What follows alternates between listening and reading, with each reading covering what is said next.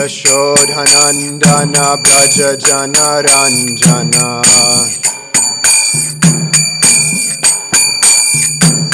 Yamunatira Vanachari Jaya Radha Madhava Kunja Bihari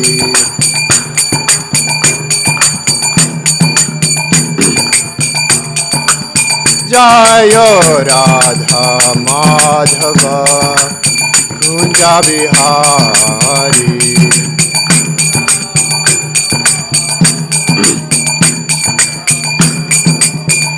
Hare Krishna Krishna Krishna Hare Hare Hare Rama Rama Rama Hare Hare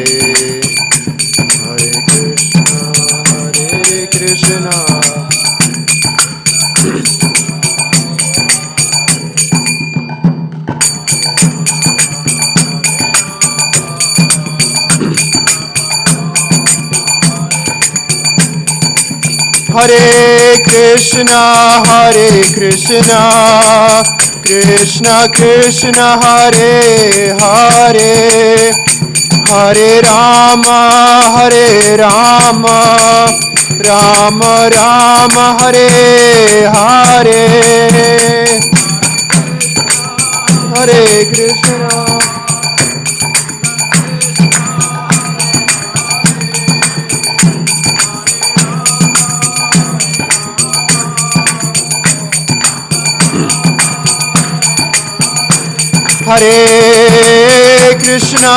Hare Krishna Krishna Krishna Hare Hare Hare Rama Rama Rama Hare Hare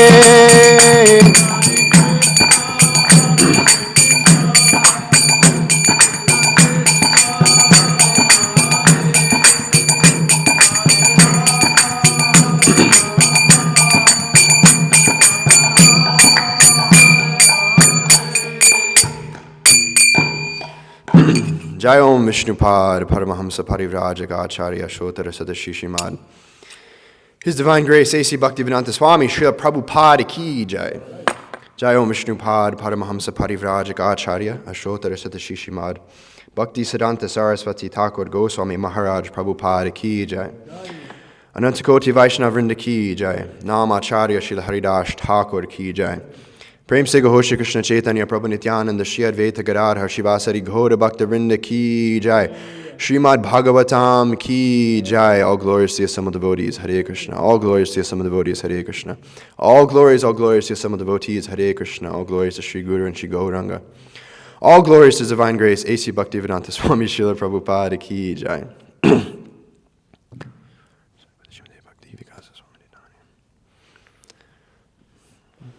So we'll be reading from Srimad Bhagavatam, Canto 2, Chapter 9, Text number 4. Om Namo Bhagavate Vasudevaya. Om Namo Bhagavate. Om Namo Bhagavate Vasudevaya. Om Namo Bhagavate Vasudevaya.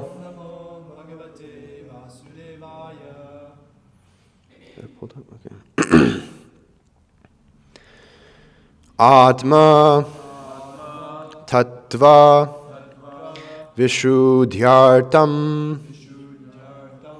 Yad Aha Bhagavan Ritam Brahmane Darshayan Rupam Avyalika Vrathadritaha Atma Tattva Visuddhyartam Atma Tattva Visuddhyartam Yadaha Bhagavan Ritam Yadaha Bhagavan Ritam Brahmane Darshayan Rupam Brahmane Darshayan Rupam Avyalika Vritadrita Avyalika Vritadrita Atma Tattva Visuddhyartam Yadaha Bhagavan Ritam Brahmane Darshayan Rupam Avyalika Vratadritaha Atma Tattva Vishuddhyartam Yadaha Bhagavan Ritam Brahmane Darshayan Rupam Avyalika Vritadritaha. Please chant. Atma Tattva Vishuddhyartam Atma Tattva Vishuddhyartam Yadaha Bhagavan Ritam Yadaha Bhagavan Ritam Brahmane Darshayan Rupam Brahmane Darshayan Rupam Avyalika Vritadritaha Avyalika Vritadritaha Atma Tattva Vishuddhyartam Yadaha Bhagavan Ritam Brahmane Darshayan Rupam Avyalika Vritadritaha Atma Tattva Vishuddhyartam Yadaha Bhagavan Ritam Brahmane Darshayan Rupam Avyalika Vritadritaha.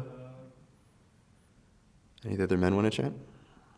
Atma Tattva Vishuddhyartam Atma Tattva Vishuddhyartam Yadaha Bhagavan Ritam Yadaha Bhagavan Ritam Brahmane Darshayan Rupam Brahmane Darshayan Rupam Avyalika Vritadritaha Avyalika Vritadritaha Atma Tattva Vishuddhyartam Yadaha Bhagavan Ritam Brahmane Darshayan Rupam Avyalika Vritadritaha. Mataji's. Atma Tattva Vishuddhyartam Yadaha Bhagavan Ritam Brahmane Darshayan Rupam Avyalika Vritadritaha Atma Tattva Vishuddhyartam Yadaha Bhagavan Ritam Brahmane Darshayan Rupam Avyalika Vritadritaha Atma Tattva, the science of God, or that of the living entity. Vishuddhihi, purification. Artham, goal. Yat, that which. Aha, said. Bhagavan, the personality of Godhead. Ritam, in reality. Brahmane, unto Lord Brahma. Darshayan, by showing. Rupam, eternal form. Avyalika, without any deceptive motive. Vrita, vow. Adritaha, worshipped. Translation and purport by His Divine Grace, A.C. Bhaktivedanta Swami Srila Prabhupada Ki Jai. Prabhupada. Translation. O King, the personality of Godhead, being very much pleased with Lord Brahma because of his non-deceptive penance in Bhakti Yoga, presented his eternal and transcendental form before Brahma, and that is the objective goal for purifying the conditioned soul. Purport. Atma Tattva is the science of both God and the living entity. Both the Supreme Lord and the living entity are known as Atma. The Supreme Lord is called Paramatma, and the living entity is called the Atma, the Brahma, or the Jiva. Both the Paramatma and the Jivatma, being transcendental to the material energy, are called Atma. So Shukadeva Goswami explains this verse with the aim of purifying the truth of both the Paramatma and the Jivatma. Generally, people have many wrong conceptions about both of them. The wrong conception of the Jivatma is to identify the material body with the pure soul, and the wrong conception of the Paramatma is to think him on an equal level with the living entity. But both misconceptions can be removed with one stroke of Bhakti Yoga. Just as in the sunlight, both the sun and the world and everything within the sunlight are properly seen. In the darkness, one cannot see the sun, nor himself, nor the world. But in the sunlight, one can see the sun, himself, and the world around him. Srila Shukadeva Goswami therefore says that for purification of both wrong conceptions, the Lord presented his eternal form before Brahmaji, being fully satisfied by Brahma's non-deceptive vow of discharging Bhakti Yoga. Except for Bhakti Yoga, any method for realization of Atma Tattva, or the science of Atma, will prove deceptive in the long run. In the Bhagavad Gita, the Lord says that only by Bhakti Yoga can one know him perfectly, and then one can enter into the science of God. Brahmaji undertook great penance in performing Bhakti Yoga, and thus he was able to see the transcendental form of the Lord.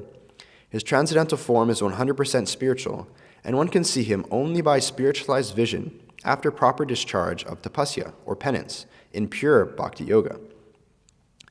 The form of the Lord manifested before Brahma is not one of the forms with which we have experienced in the material world. Brahmaji did not perform such severe types of penances just to see a form of material production. Therefore, the questions by Maharaj Parikshit about the form of the Lord is answered. The form of the Lord is Satchit Ananda, or eternal, full of knowledge, and full of bliss. But the material form of the living entity is neither eternal, nor full of knowledge, nor blissful. That is the distinction between the form of the Lord and that of the conditioned soul. The conditioned soul, however, can regain his form of eternal knowledge and bliss simply by seeing the Lord by means of Bhakti Yoga. The summary is that, due to ignorance, the conditioned soul is encaged in the temporary varieties of material forms. But the Supreme Lord has no such temporary form like the conditioned soul.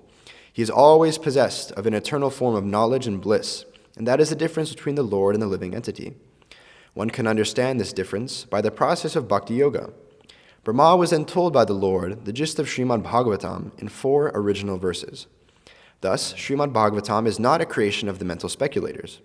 The sound of Srimad Bhagavatam is transcendental, and the resonance of Srimad Bhagavatam is as good as that of the Vedas. Thus, the topic of Srimad Bhagavatam is the science of both the Lord and the living entity. Regular reading or hearing of Srimad Bhagavatam is also performance of Bhakti Yoga, and one can attain the highest perfection simply by the association of Srimad Bhagavatam.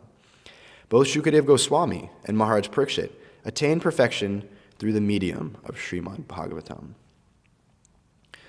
Om Jnana Timirandasya Jnananjana Shalakaya Chakshuru Militam Yena Tasmai Shri Guruve Namaha Shri Chaitanya Manobhishtam Stapitam Yena Bhutale Svayam Rupa Kadamayam Dadati Svaparantikam Vandeham Shri Guru Shri Yataf Parakamalam Shri Gurun Vaishnavamscha Shri Rupam Sagrajatam Sahagana Raghunatam Vitam Tam Sajivam Sarvetam Savadutam Parijana Sahitam Krishna Chaitanya Devam Shri Radha Krishna Padhan Sahagana Lalita Shri Vishakam Vitamscha He Krishna Karuna Sindhu Dinabandhu Jagatpate Gopesha Gopika Kanta Radha Kanta Namostute Tapta Kanchana Gaurangi Radhe Vrindavaneshwari Vrishabhanu Sute Devi Pranamami Hari Priye Vanshakalpa Tarubhyascha Kripa Sindhubhya Evacha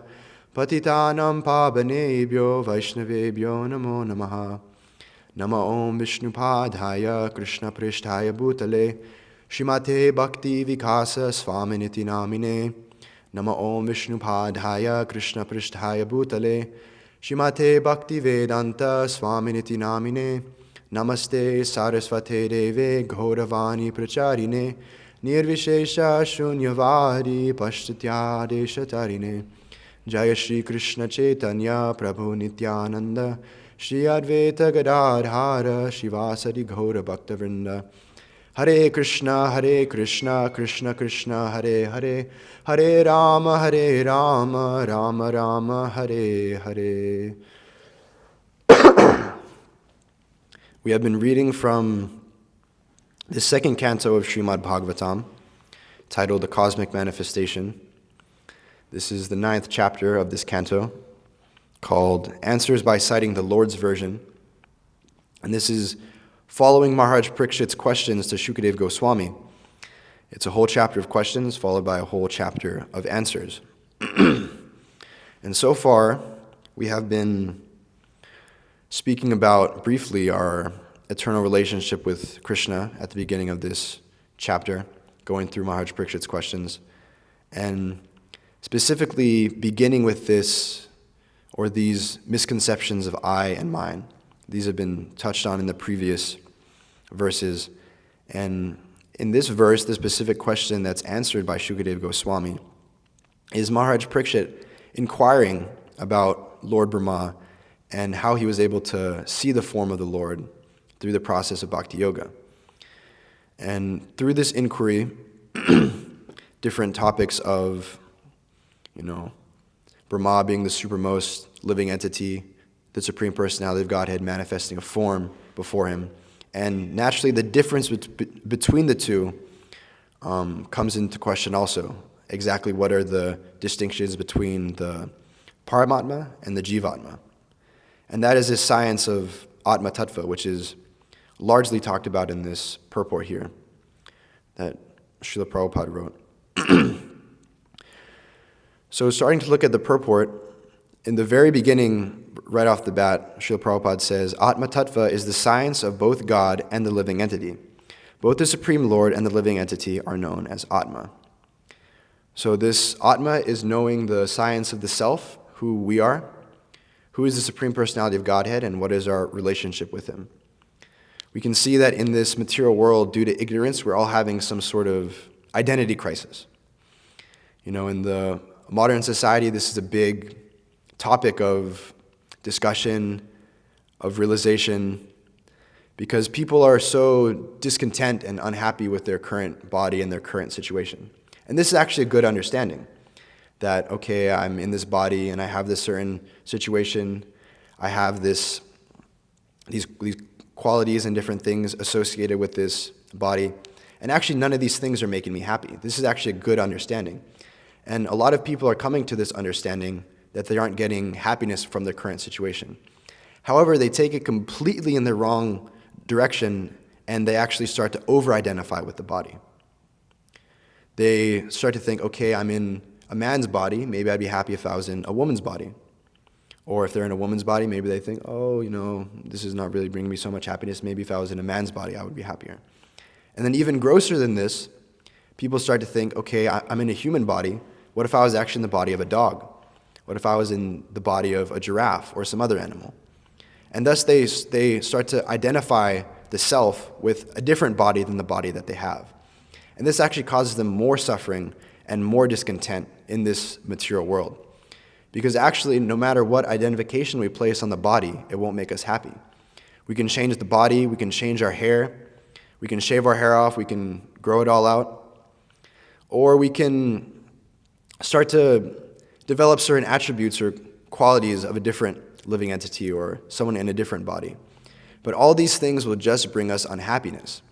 And people are actually experiencing this. These days they even have these surgeries and these medications that people can take so they can really, get the full experience, Before it was, I'm feeling this one day and I'm feeling this the next day.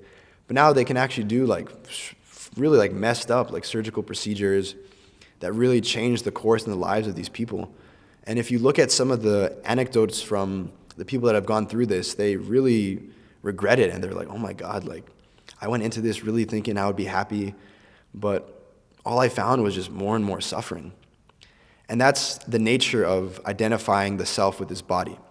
And this is our material disease. This is the disease of the conditioned soul in the material world.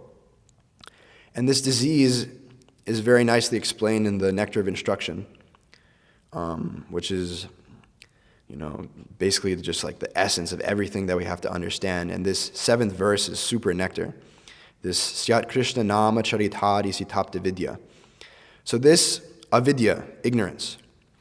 So the source of this ignorance and this ignorance itself in this verse of the Nectar of Instruction is compared to jaundice. Has anybody here ever had jaundice or known anybody with jaundice? You have?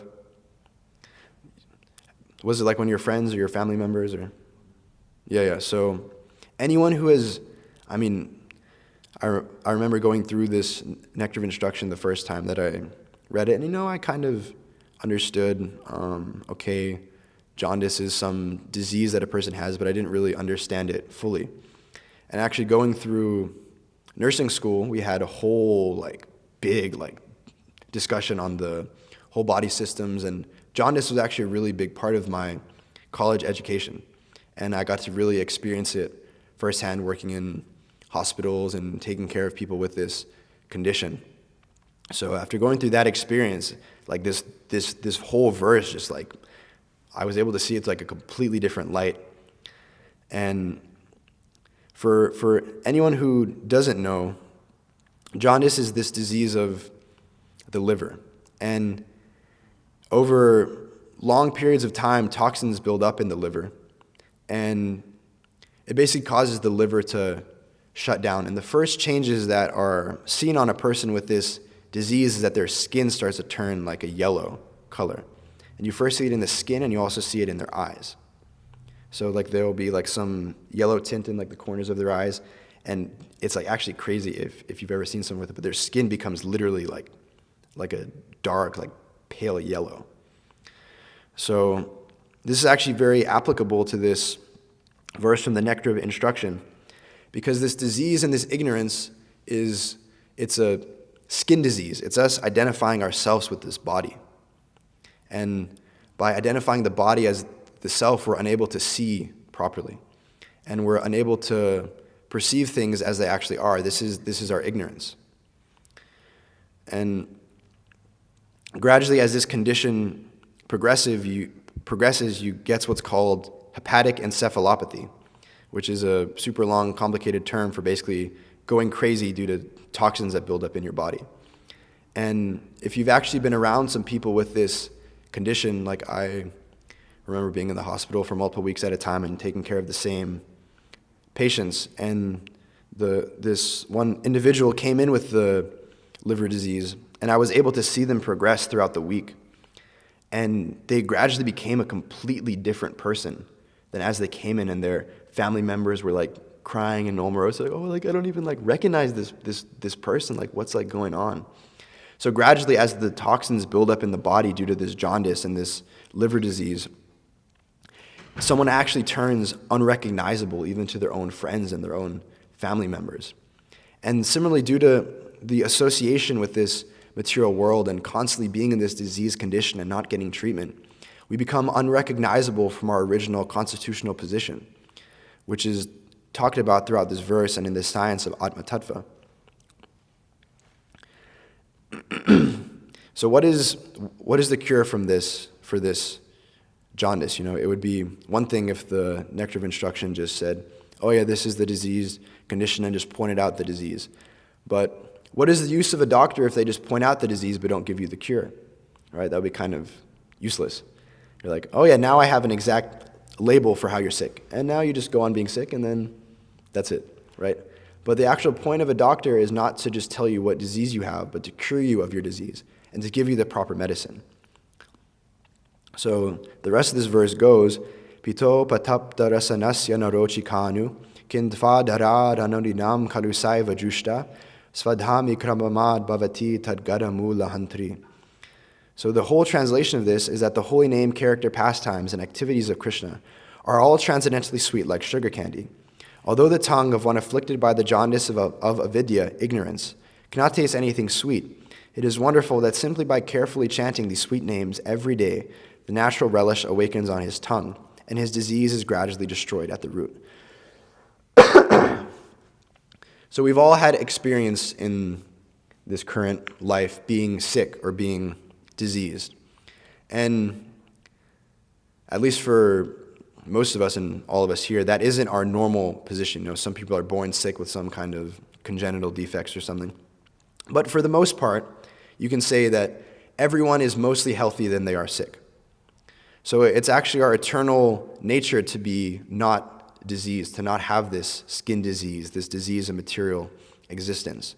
But because of our diseased condition, we perceive something that is real to be different than its actual quality.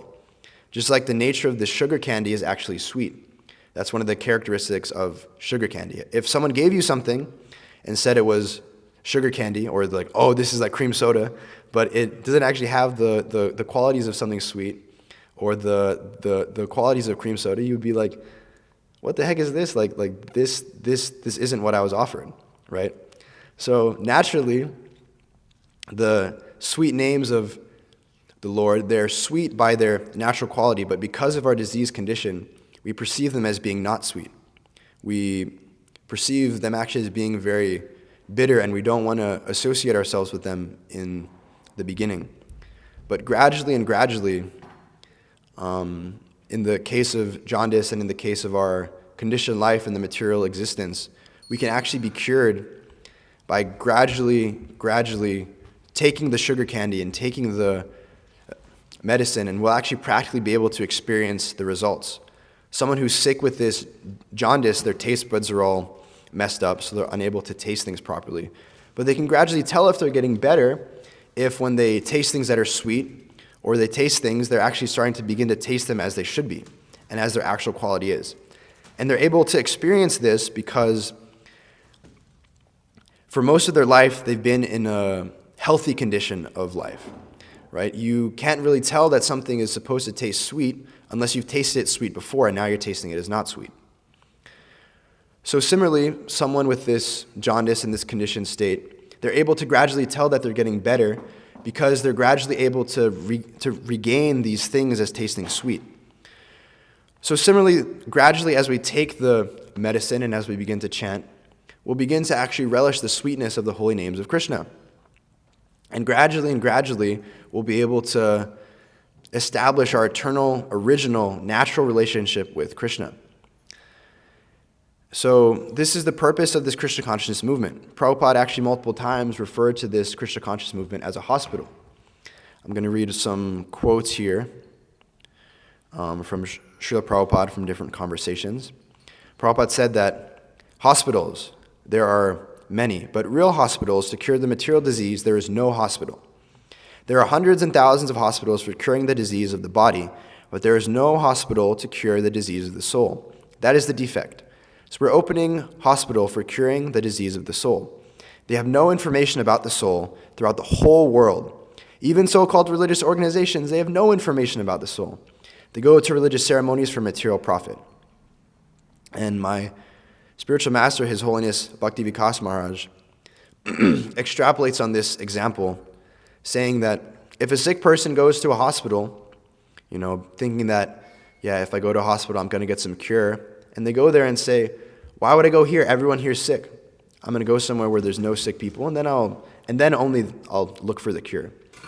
But actually, we can see that in a hospital, you don't go there and be like, oh, everyone's sick, so I'm not going to go here. But we can practically see that even though the people are sick, they're taking the medicine.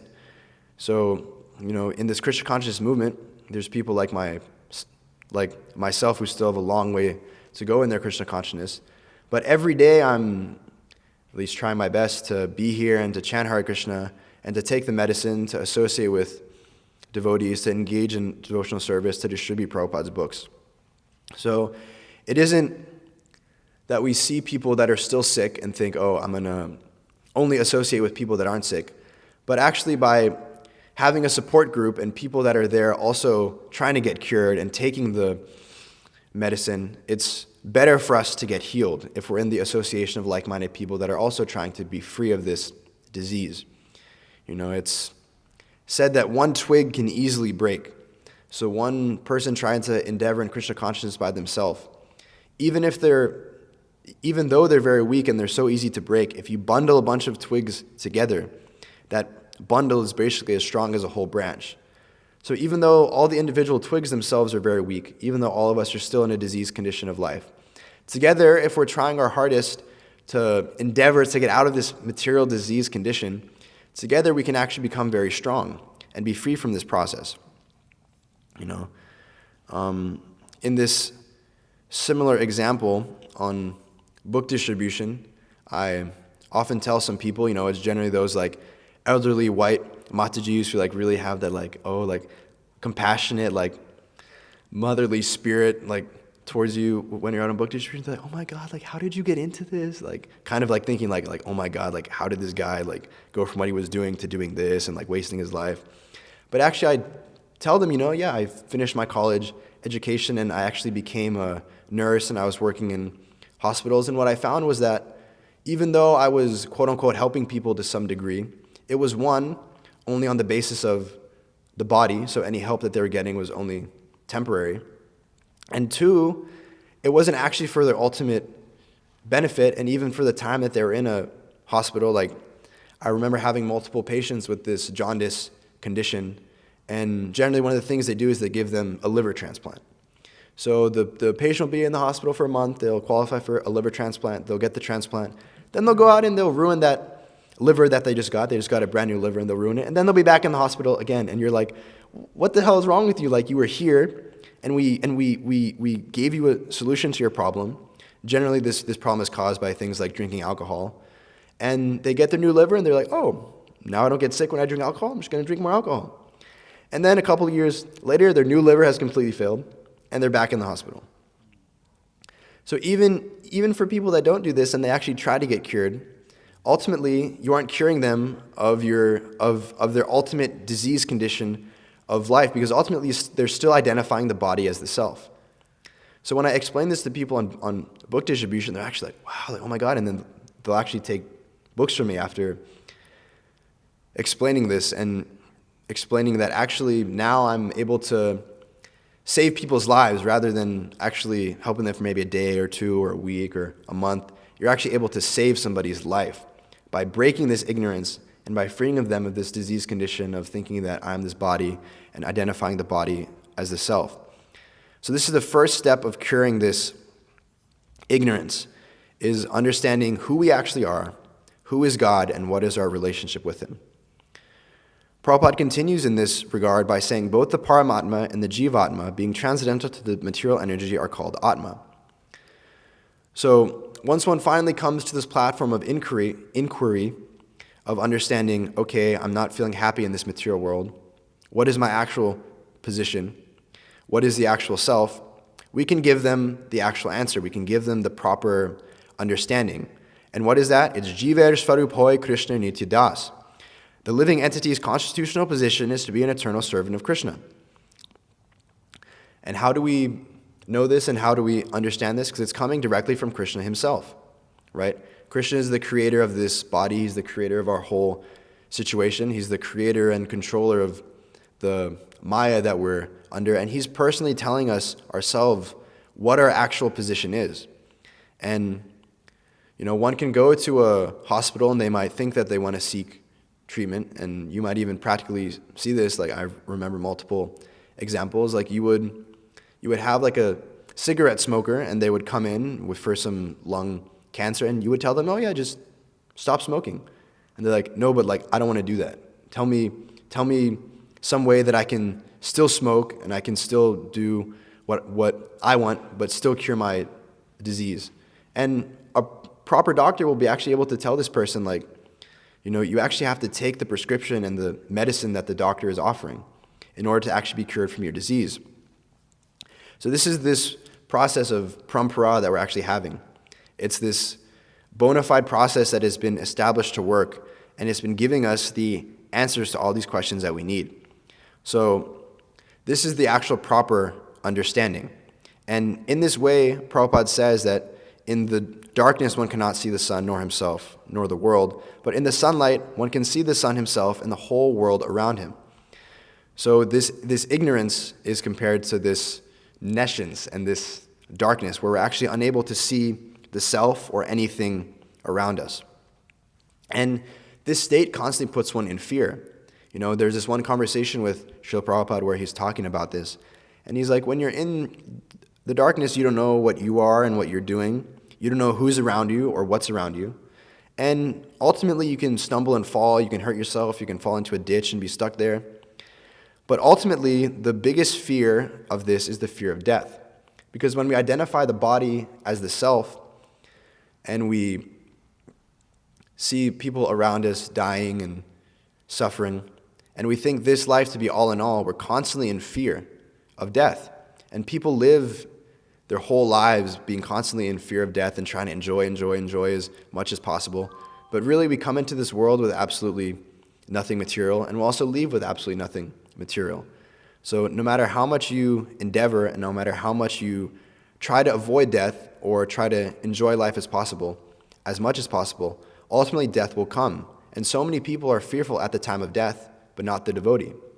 Because the devotee actually sees death as just another change of the garments of the body. Right? In the second chapter of the Bhagavad Gita, Krishna says that a person puts on new garments, giving up old ones. The soul similarly accepts new material bodies, giving up the old and useless ones. So the devotee of Krishna is actually able to understand that death is just another process of changing clothes. My spiritual master describes in one lecture that, when you have a small child, in the beginning they might be even afraid to change their clothes, even if their clothes are dirty, they don't want to get cold, or they're like attached to the certain clothes that they're wearing, and they might throw like a fuss, they might get upset. But gradually as the child becomes older, they just see, oh yeah, my clothes are dirty and they're old and they're useless and they're worn out. I'm just going to change them for some new ones. So a devotee of Krishna is able to have this understanding, and actually for a devotee, a death of this body is actually a good thing, because it means they're actually getting to go back to the spiritual world and come back to Godhead. So a devotee of Krishna actually doesn't fear death. A devotee of Krishna tries to use their current situation in this material world and in the material body to the absolute fullest. And then they see death as just finally a relief from the material condition, where they're actually able to come back to Godhead and associate 100% with Krishna. So this is the proper conclusion and the proper understanding that one has, that I'm not this body is, right, it's Prabhupada describes in this purport that things of spiritual nature, things of the actual Atma, are full of knowledge, they're eternal, and they're blissful, but everything material that we experience and everything connected to this body, it's temporary, it's ignorant, and it just gives us more and more suffering. So once one comes to this understanding and they understand that, okay, I'm not this body, but actually I'm a spiritual being, and they come to the proper understanding of Jiva Swarupoi Krishna Nichadas, I'm an eternal servant of Krishna, then their life is perfect. However, one other problem that Prabhupada talks about in this purport is that there are many people, maybe not so many people nowadays, but there were previously many people, and there are still some people, that come to this conclusion that, okay, I'm not part of this material sphere, and I'm not this material body. But then they come to the complete wrong conception, go in the opposite direction, and they think that this Paramatma, the Supreme, is on equal level with the material body. And instead of identifying the material body or the actual self, not the material body, as the soul, they identified themselves with the Paramatma. And in this way, they think, okay, I'm a spiritual being and God is a spiritual being, so I must be God, right? And anyone who is claiming to be God is actually completely bogus. And I can give you a foolproof test that my spiritual master also recommends, in which we can dictate if someone is God or not. We will bring one big hill, and we'll drop it on their head. And then if they can hold it up with their pinky for 7 days like Krishna, then okay, then we can accept them as God. But if not, okay, good riddance, they got crushed by the mountain anyway, right? The bogus guy got what he deserved. But if he can actually hold it up for 7 days, then okay, then we can accept.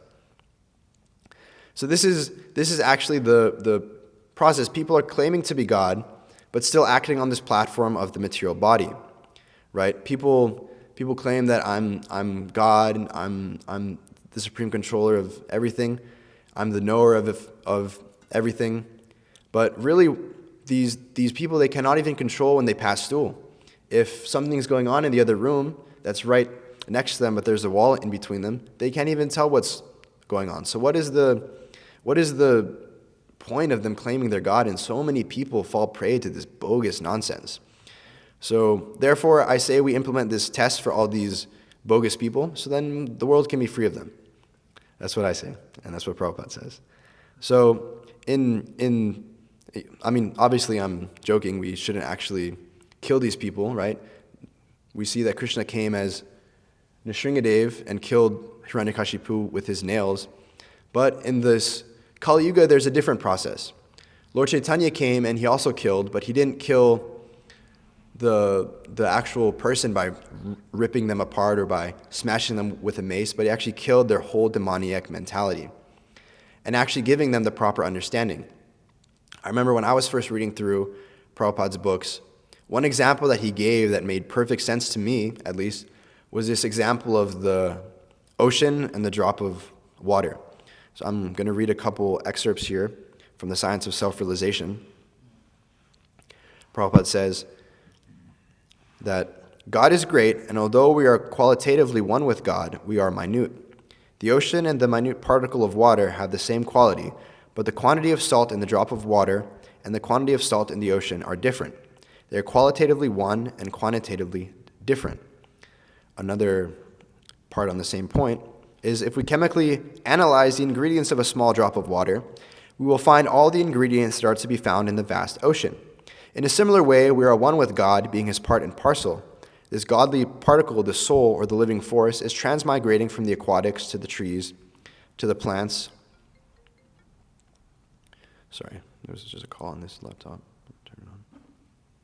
A second. Okay.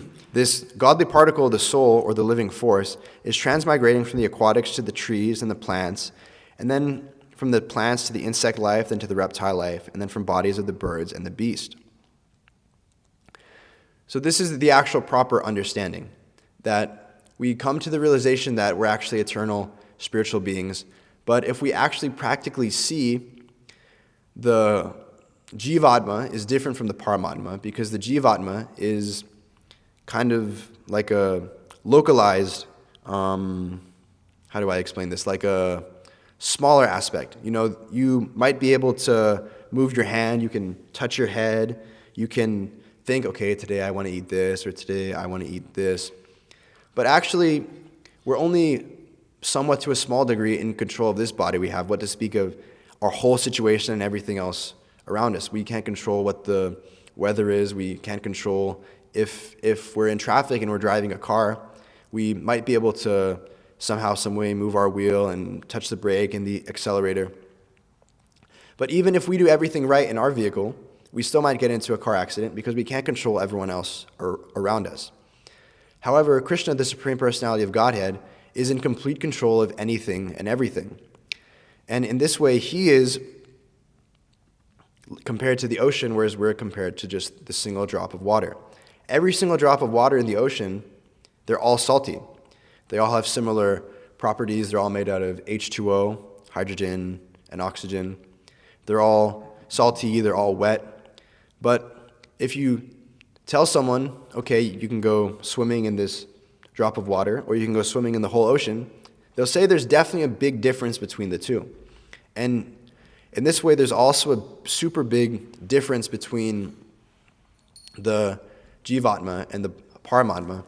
And understanding this is just as important as understanding that we aren't this body, we aren't made out of matter, and we aren't meant for this material world. Just as important as this understanding is to understand that even though we are eternal spiritual beings, we aren't on the same level as Krishna.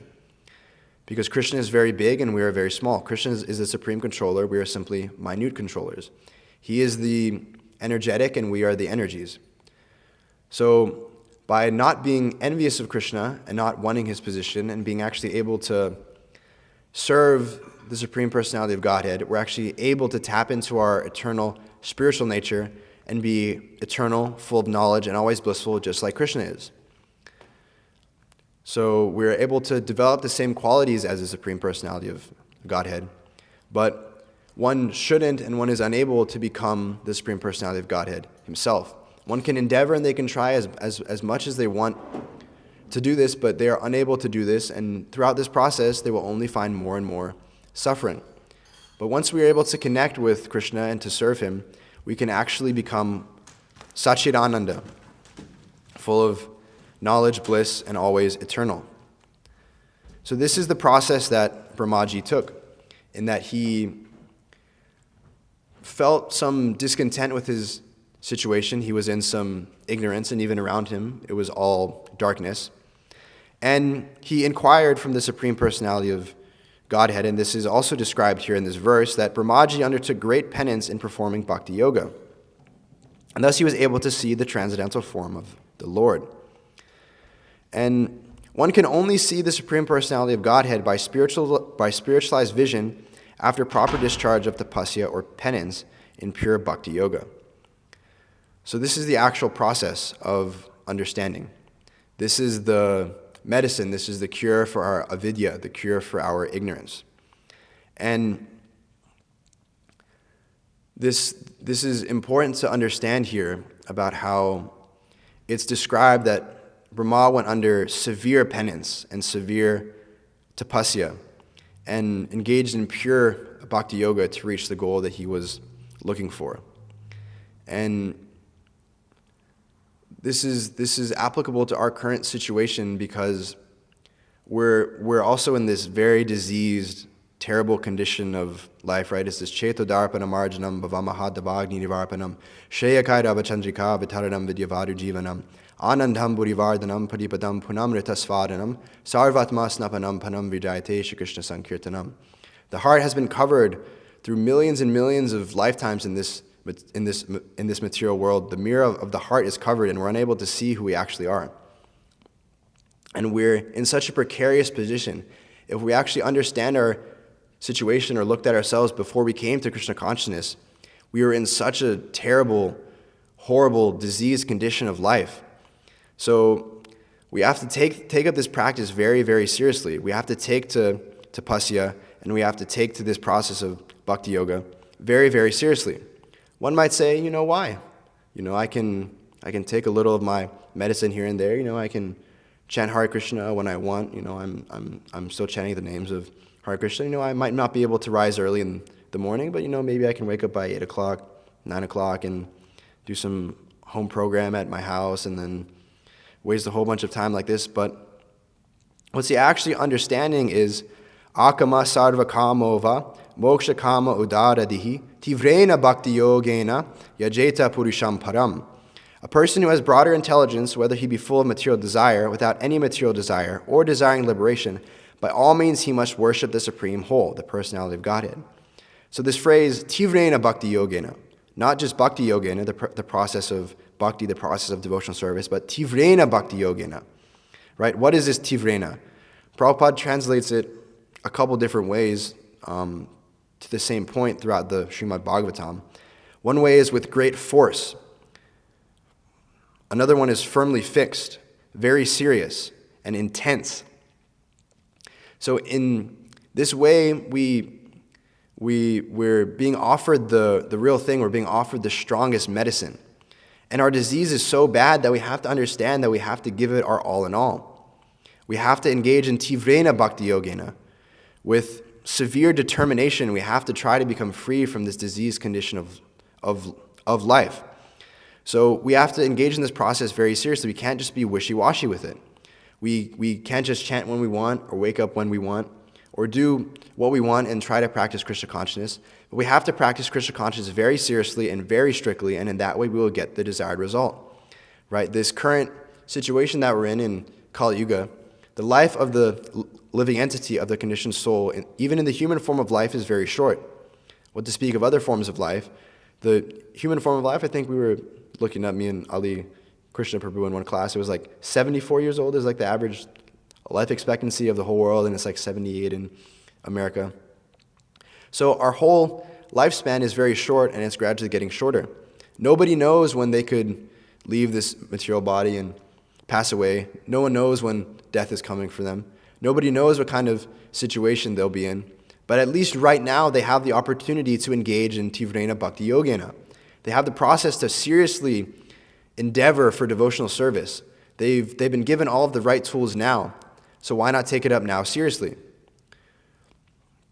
And this is the actual process. You know, some people complain about this nice place we've established at Krishna Life, saying, "Oh, you guys are too fanatic. You know, you follow the rules too well," which I didn't even know that was like a thing. Like you could be too good at following the rules. Like, oh no, you got an A+. Like that's like bad for some reason, right? They call us fanatics, and in this way they try and diss us or like throw shade at us per se.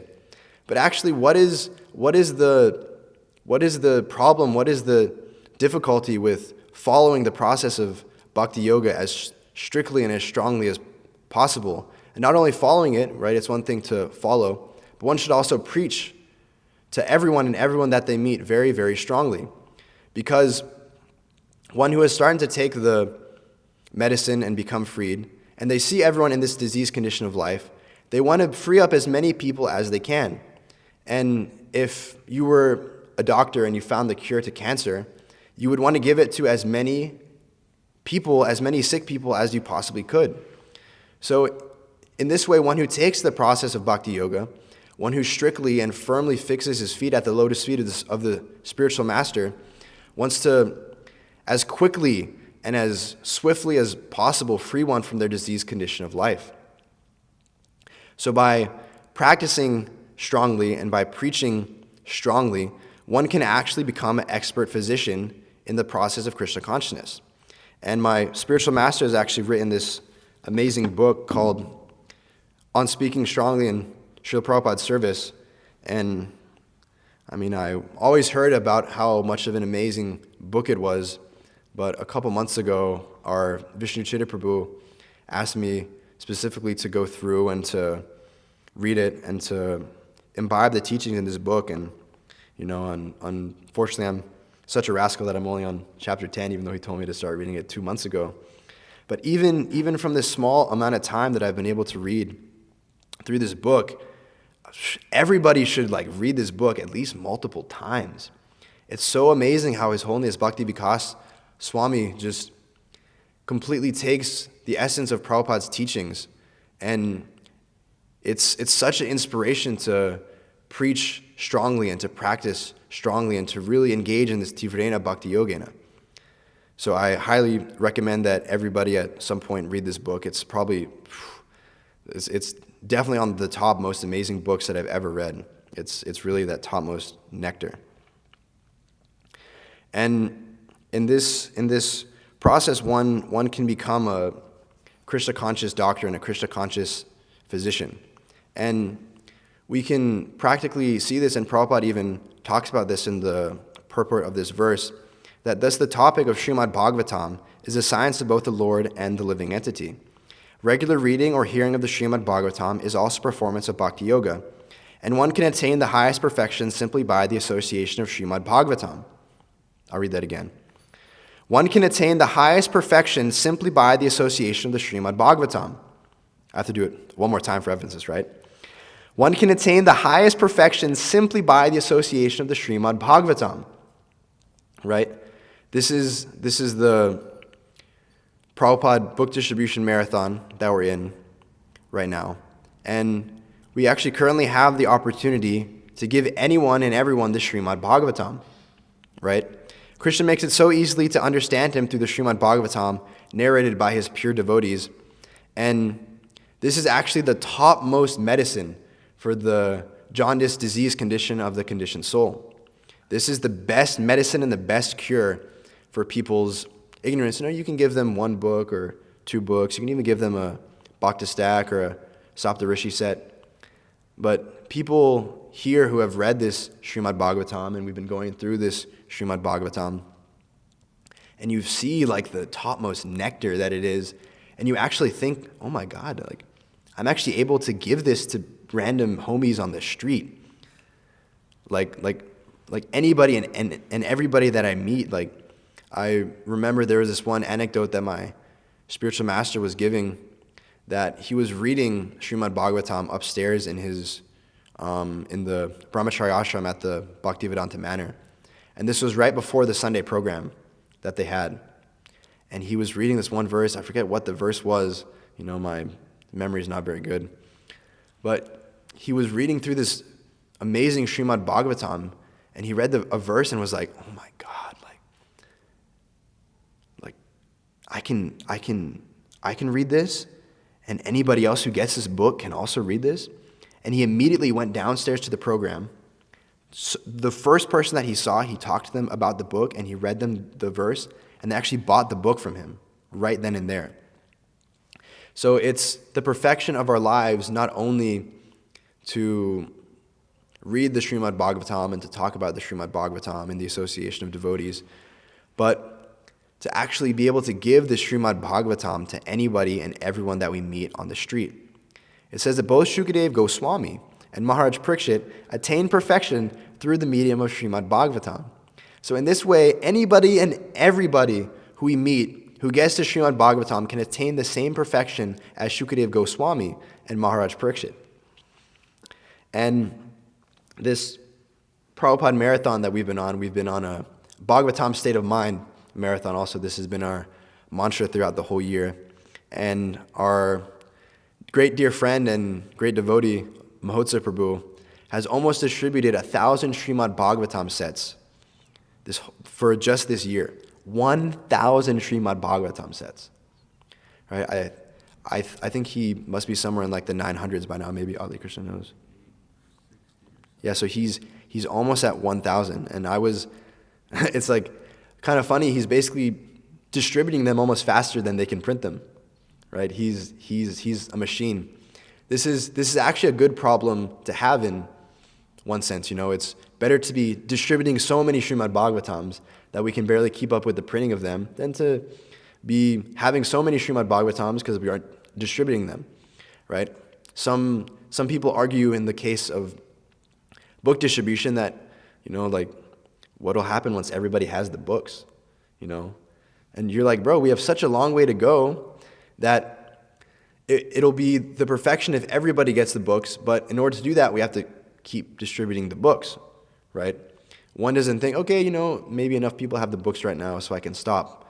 But actually, we should make it that every person in every house, in every city, every town, every state, every country in this whole world has a set of Srimad Bhagavatam. And this is this Bhagavatam state of mind that Mahotsa Prabhu has been so greatly imbibing himself and been inspiring all of us to do this marathon, is distribute the Srimad Bhagavatam. Because one can attain complete perfection just through the medium of the Srimad Bhagavatam. Just by hearing, we can actually see the Supreme Personality of Godhead. And this is the whole answer to this question that Maharaj Parikshit asked Shukadev Goswami, was how Lord Brahma was able to see the Lord. And we're actually able to see through hearing. Through this process of hearing Srimad Bhagavatam, through this process of reading the Srimad Bhagavatam with Srila Prabhupada's Bhaktivedanta purports, we're actually able to see Krishna, the Supreme Personality of Godhead, by hearing.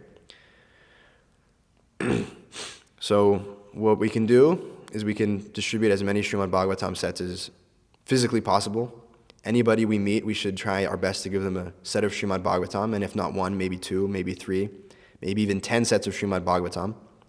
And this should be the perfection of our life. So it's about time I'll end my class here. If anybody has any questions, comments, corrections, points, I'll take those now. We're just waiting for the microphone.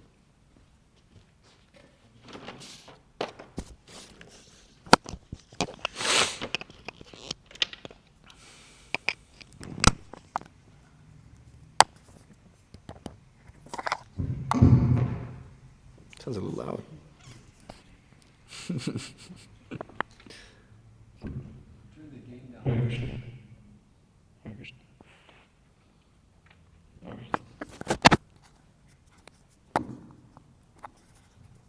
Anybody else? Technical difficulties. Prabhu, in the beginning of your class, you were talking about moving from one body to another body because people aren't satisfied with their bodies. And rather than concluding that just give up the material body altogether, they want to change bodies. And it made me think of this verse in the 5th canto, in the 14th chapter, in the 32nd verse. Just as a monkey jumps from one tree to another, the conditioned soul jumps from one body to another. As the monkey is ultimately captured by the hunter and is unable to get out of captivity, the conditioned soul, being captivated by momentary sex pleasure, becomes attached to different types of bodies and is encaged in family life. Family life affords the conditioned soul a festival of momentary sex pleasure, and thus he is completely unable to get out of the material clutches. And so, yeah, we're jumping from body to body, looking for this sex pleasure, just as a monkey jumps tree to tree. And then the monkey is captured by the hunter, which is described as family life in this verse, but to further this analogy, the hunter could also be any of the sufferings just inherent in the material body, birth, death, old age, and disease.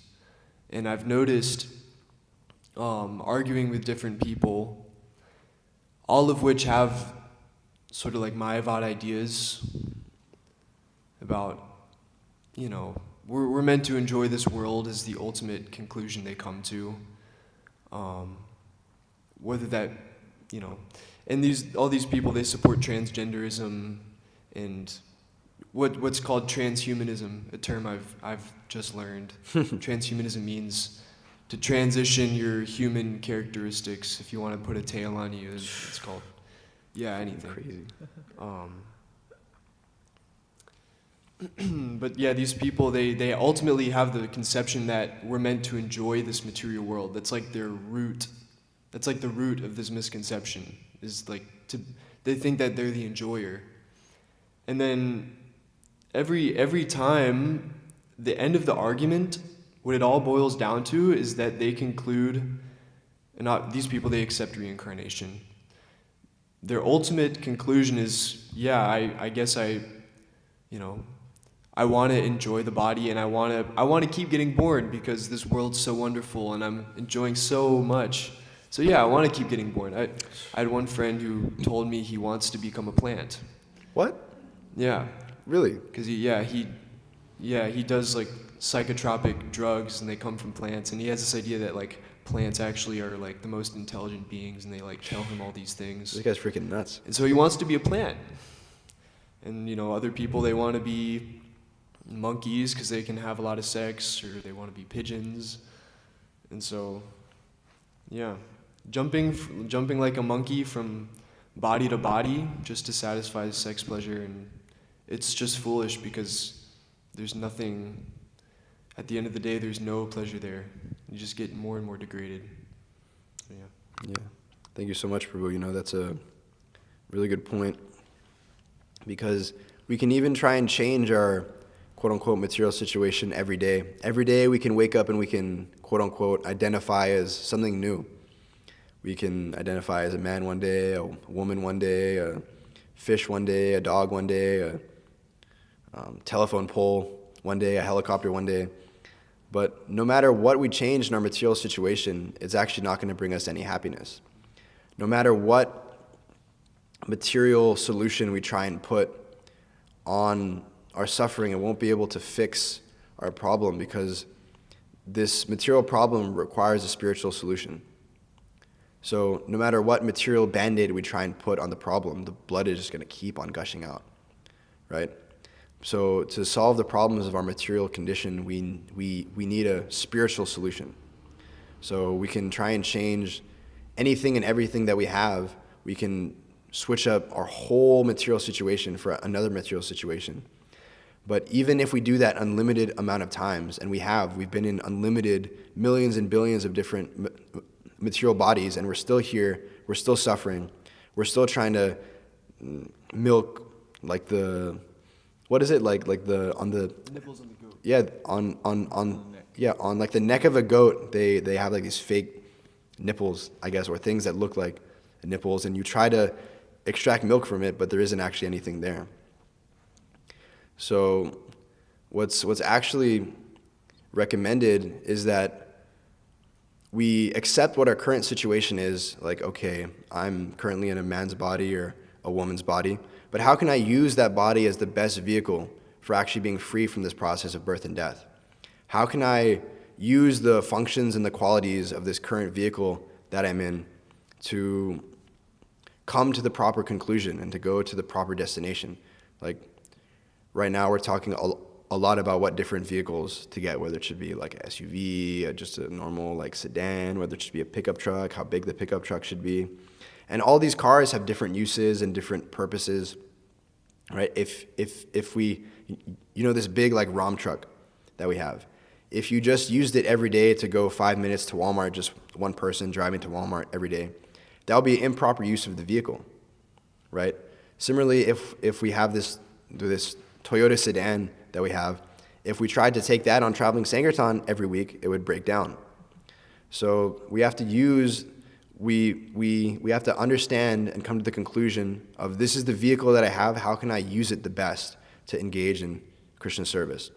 So it isn't that I should change everything about my material situation, but how can I insert spiritual solutions into this material situation that I'm in, so I can actually solve all these problems of birth, death, old age, and disease. Are there any other questions? Ali Krishna Prabhu?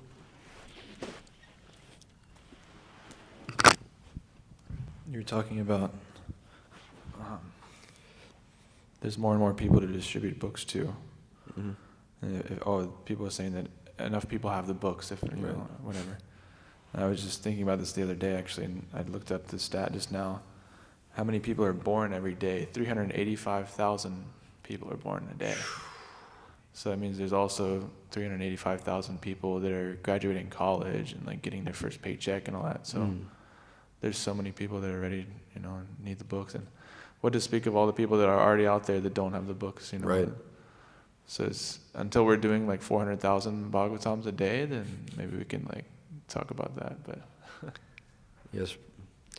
Thank you so much, Prabhu. That's like a very good point, about this book distribution will never end, right? Srila